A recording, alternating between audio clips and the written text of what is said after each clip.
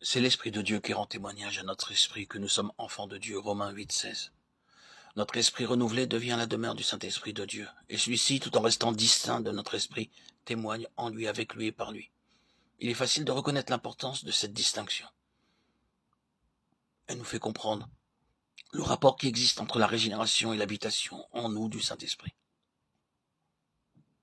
Par la régénération, le Saint-Esprit vient nous convaincre de péché, nous amener à la repentance, à la foi en Christ, et nous donner une nouvelle nature. Dieu accomplit ainsi cette promesse. Je mettrai en vous un esprit nouveau. Le croyant est alors un enfant de Dieu, un temple prêt à recevoir le Saint-Esprit. Et dès que la foi saisit la seconde partie de la promesse, elle s'accomplit en lui tout aussi certainement que la première. Mais tant que le croyant ne regarde qu'à l'œuvre de régénération, qu'au renouvellement de son esprit, il ne parvient pas à la vie de joie et de force que Dieu lui avait préparée. C'est seulement quand il saisit la promesse de Dieu tout entière, quand il croit qu'il y a pour lui quelque chose de mieux encore que la nouvelle nature, quand il comprend que l'Esprit du Père et du Fils veut réellement habiter le temple préparé en lui, que s'ouvre pour lui toute une merveilleuse perspective de sainteté et de grâce nouvelle. Son plus grand désir alors est de connaître mieux le Saint-Esprit, de savoir comment il opère, et ce qu'il réclame de lui, d'apprendre comment il pourra réaliser pleinement sa présence, et obtenir ainsi l'assurance de posséder en lui le Fils de Dieu que l'Esprit est chargé de lui révéler. Ces deux parties de la promesse divine s'accomplissent-elles simultanément ou successivement? De la part de Dieu, ce double don est simultané. L'Esprit ne peut pas se partager. En nous donnant son Esprit, Dieu se donne lui-même à nous avec tout ce qu'il est. C'est ce qui eut lieu le jour de la Pentecôte. Les 3000 personnes ajoutées à l'Église, acte 2,41, reçurent un esprit nouveau, la repentance et la foi. Et après avoir été baptisées, elles reçurent le même jour la présence de l'Esprit en elles, comme le sceau de Dieu qui répondait à leur foi.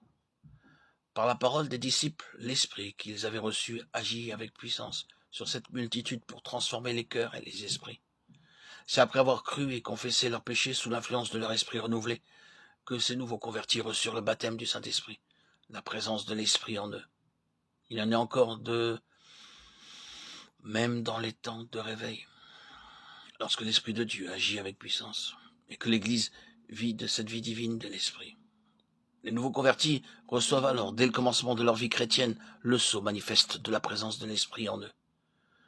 Mais nous avons aussi dans l'Écriture des exemples de cas où les deux parties de la promesse ne se trouvent pas si étroitement réunies, ce qui vient soit de quelques lacunes de la part du prédicateur, soit du défaut de foi de la part de ceux qui l'écoutent. C'est ce que nous voyons chez les croyants de Samarie, convertis par la prédication de Philippe, et aussi chez les croyants que Paul rencontra à Éphèse, acte 8, 5, 14, 17, 19, 2. Pour eux se répète l'expérience des apôtres. Ceux-ci étaient des hommes régénérés déjà avant la mort de notre Seigneur. Mais ce ne fut qu'à la Pentecôte que s'accomplit à leur égard cette promesse. Il sera en vous. Jean 14, 17. Ce que nous voyons là chez eux, ces deux effets de l'esprit tels que nous les retrace l'Ancien et le Nouveau Testament, se passent encore de nos jours. Tant que la vie spirituelle d'une église est maladive et garde un niveau peu élevé, tant que la prédication et l'expérience individuelle ne proclament pas clairement la nécessité de recevoir l'Esprit de Dieu au-dedans de soi, il n'est pas étonnant qu'on ne voit en lui, là où Dieu l'envoie, que l'esprit de régénération, et qu'on ignore sa présence habituelle. Quand Dieu nous donne l'Esprit de Christ, c'est pour qu'il demeure aussitôt en nous. Mais nous ne pouvons le recevoir et le posséder que selon la mesure de notre foi. Cette distinction entre l'action de l'Esprit sur l'homme par le moyen de ses manifestations extérieures et son habitation réelle dans l'homme est comme effacée aujourd'hui dans la conscience de l'Église. L'Église commence par agir, l'Esprit commence par agir sur l'homme, et en lui par des paroles et des faits avant d'entrer et de demeurer en lui.